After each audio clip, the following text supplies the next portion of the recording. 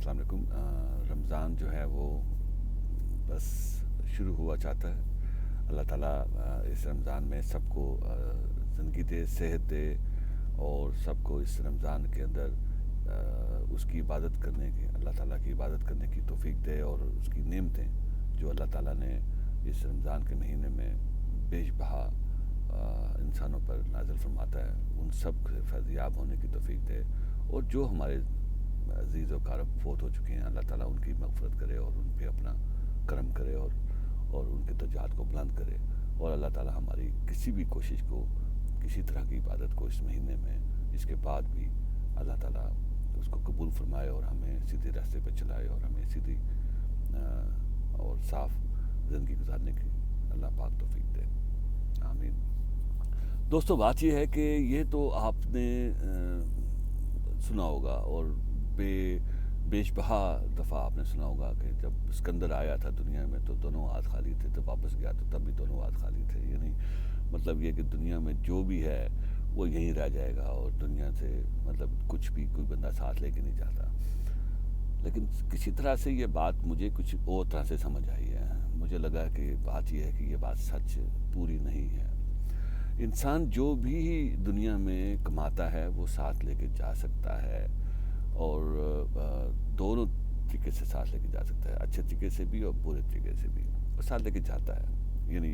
ये नहीं है दुनिया से इंसान खाली हाथ आता है और खाली हाथ जाता है, ये सच नहीं है। बज़ाहिर ये सच है, यानी देखने में देखा जाए तो ये सच है, लेकिन सच है नहीं है। ये सच ये है कि इंसान खाली हाथ नहीं आता, खाली हाथ वापस नहीं जाता, खाली हाथ नहीं जाता, बल्कि अपने सारे अमाल अपने साथ लेके जाता है। जब वो आता है तो अपना रिज़्क भी साथ लाता है और जब वापस जाता है तो वो अपना रिज़्क खर्च करके उसका अकाउंट अपने साथ लेके जाता है कि अल्लाह ताला को पेश करेगा कि यार ये देखो जी, मैंने ये जो तूने मुझ पर इनाम दिए थे, जो तुमने मुझ पर करम किए थे, जब दुनिया में भेजा था तो मेरे अकाउंट में कितने थे और जब वापस गया हूँ तो मैंने उस पैसों से क्या किया, उस दौलत से, उस रिज़्क से मैंने क्या किया। इसको कंसेप्ट को समझना ज़रूरी है। यानी इसको अपने दिमाग से निकाल देना जो है ना वो ज़्यादा अहम है कि हम खाली हाथ आते हैं और खाली हाथ वापस जाते हैं। ऐसा नहीं है, हम खाली हाथ वापस नहीं जाते और ना खाली हाथ हम आते हैं। अब बात ये है कि क्या जो दुनिया में मैंने दौलत कमाई है वो यहीं रह जाएगी? तो इसका भी जवाब ये है, नहीं है, ये यहाँ नहीं रहेगी। आप अपने साथ ले जाना चाहें तो ले जा सकते हैं और जितनी चाहें ले जाएं, उसकी कोई हद नहीं है। यानी ये नहीं है कि आप जैसे बैरून मुल्क जा रहे होते हैं तो आपके पास $10,000 या $3,000 से ज़्यादा आप अपने साथ कैरी नहीं कर सकते। मगर अल्लाह ताला के यहाँ पे जब इंसान जा रहा होता है दुनिया से तो वो कहता है जितनी भी दौलत है ले जा अपने साथ, ले जा जितनी ले जाना चाहता है। वो कब्र में भी आपके काम आती है और वो आपको नेक्स्ट जब परवरदिगार के सामने पेश होंगे उस वक्त भी काम आएगी आपको। और ये आप सोचेंगे तो आपको समझ आएगी, समझेंगे तो समझ आएगी कि दौलत आप साथ लेके जाते हैं। लेकिन दौलत कौन सी अपने साथ आपके साथ जाती है? जो दौलत आप खर्च करते हैं। जो दौलत आपने खर्च कर दी वो आपके साथ चले जाएगी, और जो दौलत आपने खर्च नहीं की, जमा रखी अपने साथ, वो आपके साथ जाती है मगर वो तोक बन के, वो एक अजाब बन के आपके साथ जाती है। वो आपके लिए एक लानत बन के आपके साथ जाती है, जो आपके लिए अजाब बन जाती है वहाँ पे जाके। लेकिन जो दौलत आपने अल्लाह की खुशनुदी के लिए, अल्लाह की रज़ामंदी के लिए खर्च की, उसके खल्क़े खुदा पर, उसके बताए हुए तरीक़ों पर खर्च की, वो दौलत आप अपने साथ लेके जाते हैं और उसकी कोई लिमिट नहीं है। तो उस ज़ात बारी ताला ने फरमाया कि मैं उसको यानी 70 गुना, और ये 70 गुना तो पता नहीं कौन सा 70 गुना है, हम जैसे लोगों को समझाने के लिए अल्लाह ताला ने या किताबों में जिक्र हुआ है। ये 70 गुना से कोई मुराद नहीं है, मैं नहीं मानता इसको। मैं कहता हूँ कि उस ज़ात का दिया हुआ एक गुना भी जो है वो मेरे लिए मोर देन इनफ हो सकता है। वो पता नहीं उसका 70 गुना कितना है, इतना है कि शायद मेरे तसव्वुर से बाहर है। डेफिनेटली ऐसी ही बात है, क्योंकि वो ज़ात है,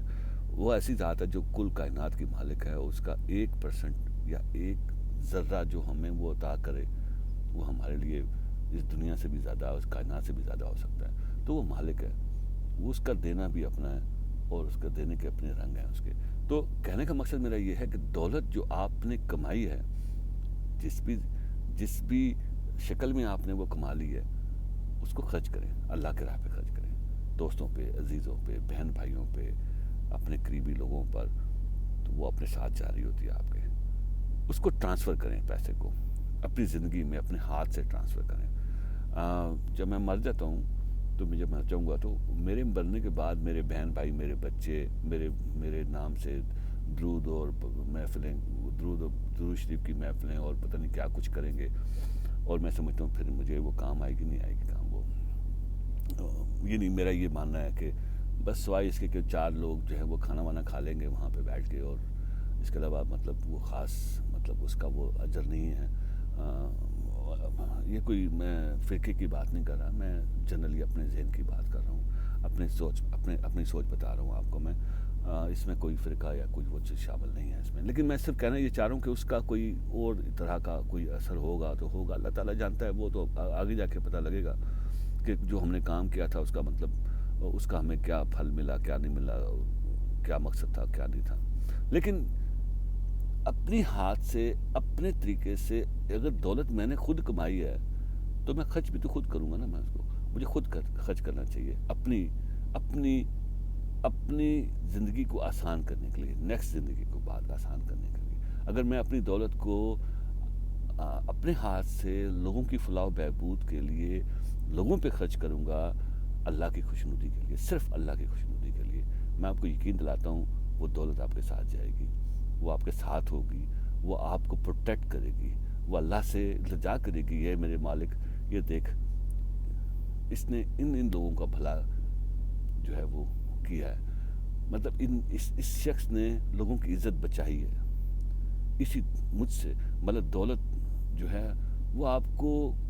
کتنا عظیم بنا دیتی ہے، آپ سوچیں ذرا، یعنی آپ دیکھیں کہ آزمائش صرف اس کی ہے، آپ کی آزمائش ہے اگر آپ کے پاس دولت ہے تو۔ اچھا، اب دولت کا مطلب یہ نہیں ہے کہ صرف بل گیٹس کے پاس ہی دولت ہے تو اتنی دولت ہوگی تو میں پھر سخی ہو جاؤں گا۔ جس کے پاس ہے، جتنا بھی ہے، یہ اسی کا فضل ہے، یہ اسی کا کرم ہے، اس میں سے جتنا بھی آپ اللہ کی خوشنودی کے لیے خرچ کریں گے، اللہ کی رضامندی کے لیے خرچ کریں گے، وہ سب آپ کے کام آئے گا۔ اب یہ کہنا کہ بھی پہلے میرے پاس 10 کروڑ ہو تو پھر میں اس میں سے جناب 10 لاکھ روپیہ دے دوں گا تو وہ مطلب جب بات بنے گی، کیونکہ میرے اپنے بڑے مسئلے مسائل ہیں، تو یہ ذرا تھوڑی سی وہی سوچ آ جائے گی آپ کی کہ آپ نے کچھ نہ دینے کا قسم کھائی ہوئی ہے۔ بات یہ ہے کہ اس کی کوئی لمٹ نہیں ہے، جیسے آپ کے پاس اربوں خربوں ہوں اور وہ اربوں خربوں بھی خرچ ہو جائیں اللہ کی خوشنودی کے لیے تو کم ہے، اس کے یہاں پہ تو آپ کے 1 روپے کی بھی اتنی ہی ویلیو ہے جتنی اربوں خربوں کی ہو سکتی ہے۔ تو یہ نہیں ہے کہ اب آپ یہ کہیں کہ بھی میں تو اتنا ابھی صاحب حیثیت ہی نہیں بنا، میں تو ابھی اتنی دولت کمائی نہیں، پہلے دولت کما لوں گا تو پھر میں جو ہے وہ خرچ کرنا شروع کروں گا۔ لیکن یہ سیدھی سی بات ہے، خرچ کریں اللہ کی خوشنودی کے لیے، جتنا بھی ہو سکے، جتنا آپ کو اللہ تعالیٰ نے دیا ہے اس کا ایک پورشن جو ہے وہ ایک اسی حساب سے آپ سیٹل کر کے اللہ کی خوشنودی کے لیے خرچ کرنا شروع کر دیں۔ وہ ذات باری تعالیٰ ہے، وہ ذرے کو بھی آفتاب بنا دیتا ہے، وہ ایک دانے کو بھی جو ہے وہ پورے کھیت میں بدل دیتا ہے، وہ پورے آپ کے دانوں سے آپ کی گھر بھر سکتا ہے اس کا، یعنی مطلب اس کے لیے آپ کو کوئی خاص شکل یا خاص مقدار نہیں چاہیے، آپ کو اس کے کوئی مقدار یا کوئی خاص اس کا وہ نہیں ہے کہ بھی آپ جب تک وہاں پہ نہیں پہنچیں گے تو اس وقت تک آپ غریب ہی سمجھیں اپنے آپ کو۔ اندھے میں اور بینا اور نابینا میں فرق یہ ہے کہ نابینا بیچارہ دیکھ نہیں سکتا بظاہر آنکھوں سے، اور میں دیکھ سکتا ہوں، تو اگر میں دیکھ سکتا ہوں، میرے میں اور اس میں فرق یہ ہوگا کہ میں خام خواہ چیزوں سے الجھوں گا نہیں، ٹکراؤں گا نہیں، جبکہ وہ بیچارہ نابینا ہونے کی وجہ سے، دنیاوی طور پہ آنکھوں سے دیکھ نہ سکنے کی وجہ سے وہ چیزوں سے ٹکراتا رہے گا۔ اگر نابینا آدمی کسی چیز سے ٹکرائے گا تو اس کا کوئی قصور نہیں مانا جاتا، کیونکہ وہ تو نابینا ہے بیچارہ، وہ دیکھ نہیں سکتا۔ لیکن اگر ایک آنکھوں والا جب دوسرے بندے سے ٹکراتا ہے یا دوسری چیز سے ٹکراتا ہے تو لوگ آپ ہی ہنستے ہیں، آپ کو چوٹ بھی لگتی ہے اور آپ پہ ہنستے بھی ہیں کہ یار تجھے آنکھیں نہیں تھی، تیری آنکھیں نہیں تھی، تجھے نظر نہیں آ رہا تھا۔ تو اس مثال دینے کا مطلب میرا یہ ہے، آپ دیکھ سکتے ہیں، دیکھیں، ارد گرد دیکھیں، اپنے ماں باپ کو، بہن بھائیوں کو، عزیزوں کو، رشتہ داروں کو، پڑوسیوں کو اپنے ارد گرد دیکھیں اور یہ مت سوچیں کہ ان کی آزمائش ہے۔ جس کے پاس کچھ نہیں ہے نا، اس کی کوئی آزمائش نہیں ہے۔ جس کے پاس ہے نا، اس کی آزمائش ہے۔ یعنی آزمائش، دیکھیں جب کوئی بیمار ہوتا ہے نا تو بیمار ہے، آزمائش تو اس کے اٹینڈنٹ کی ہے، اس کی تیماردار کی ہے کہ وہ اس کا کتنا خیال رکھتا ہے۔ آزمائش اس کی ہوتی ہے جس کے پاس ہوتا ہے، آزمائش اس کی نہیں ہوتی جس کے پاس کچھ نہیں ہوتا، اس کے پاس تو صبر ہے۔ تو نیکیاں وہ لوگ کماتے ہیں جن کے پاس اللہ تعالیٰ نے دیا ہوا ہے۔ حساب ان کا ہونا ہے جن کے پاس ہے، جن کے پاس کچھ نہیں ہے ان کا حساب صرف ایمان کا ہونا ہے۔ جن کے پاس ہے ان کا حساب ایمان کا بھی ہوگا اور ان کا حساب اس دولت کا بھی ہوگا، اس نعمت کا بھی ہوگا، جو بھی اللہ تعالیٰ نے جتنی بھی مقدار میں آپ کو دی ہوئی ہے۔ چاہے آپ کو 10 روپے روزانہ کماتے ہیں، اس کا بھی حساب ہوگا۔ اب اس 10 روپے میں آپ نے اللہ کے لیے کیا خرچ کیا؟ اللہ کو کوئی ضرورت نہیں ہے ہماری، اس کو کوئی ہماری کسی چیز کی طلب نہیں ہے، وہ ہم سے کوئی پیسے نہیں طلب کر رہا، وہ اس کو کوئی ہم سے کسی چیز کی، وہ ہم تو یہ سوچ کے کہ بھی اللہ تعالیٰ کو ہم کچھ چاہیے، اللہ کو بھوک بھی نہیں لگ رہی تو نہ پیاس لگ رہی ہے، نہ اس کو کوئی اور طلب ہے اس کو۔ یہ تو وہ مالک نے ہمارے لیے ایک امتحان بنایا ہے کہ یار تم یوں کرو، میرے بندوں کو دو گے، میرے خوشنودی کے لیے خرچ کرنے کا طریقہ یہ ہے کہ میرے بندوں کو دو، میرے بندوں کو دیکھو کہ اگر جو لوگ کسی وجہ سے مشکل میں آ گئے ہیں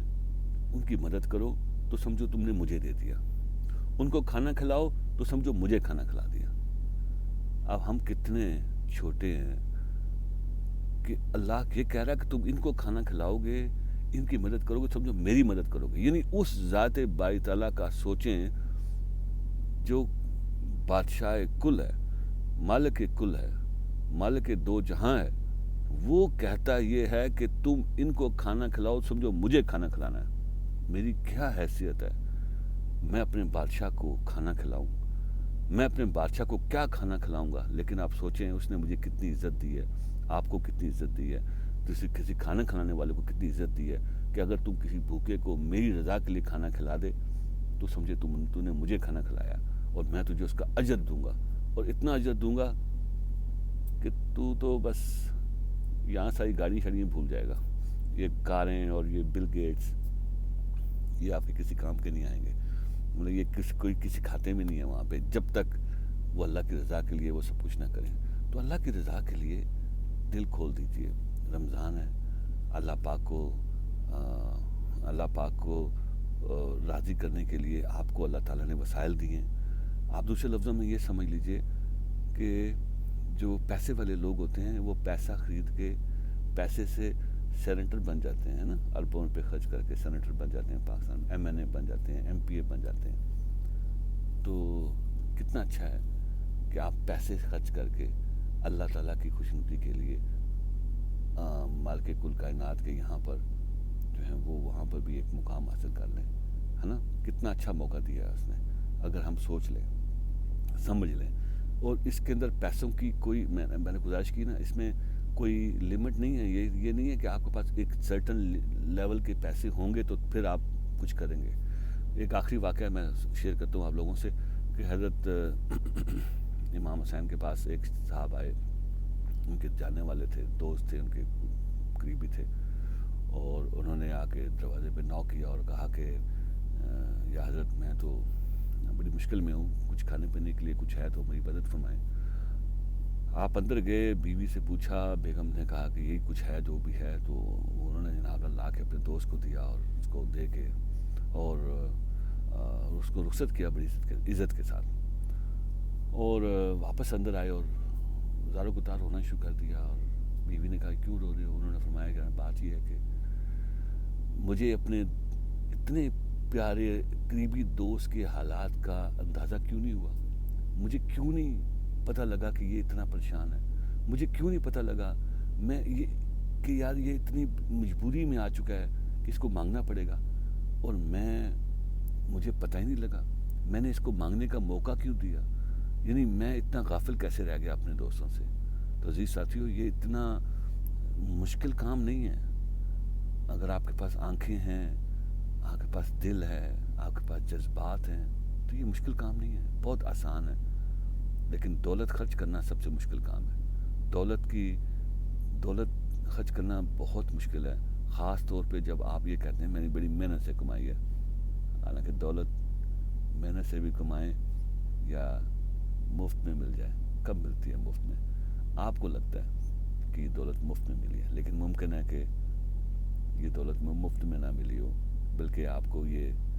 بڑی محنت سے ہی ملی ہو. بے شک جیسے بھی ملی ہے, اس کو دوسروں کے ساتھ شیئر کریں, دوسروں کو اس کا اجر دیں, دوسروں کو پھل دیں دوسروں کو. اللہ تعالیٰ آپ کی درجات کو بلند فرما دے گا, اور یہ دولت آپ اپنے ساتھ لے کے جائیں گے, اور اس دولت کو اپنے ساتھ لے کے جائیں بھر بھر کے بکسے, بجائے اس کو کہ یہاں چھوڑ دیں. اللہ تعالیٰ آپ سب کو, ہم سب کو صحیح راستے پہ چلنے کی توفیق عطا فرمائے, اور ہمارے گناہوں کو معاف فرمائے, اور ہمیں سیدھے راستے پہ چلنے کی توفیق عطا فرمائے. السلام علیکم.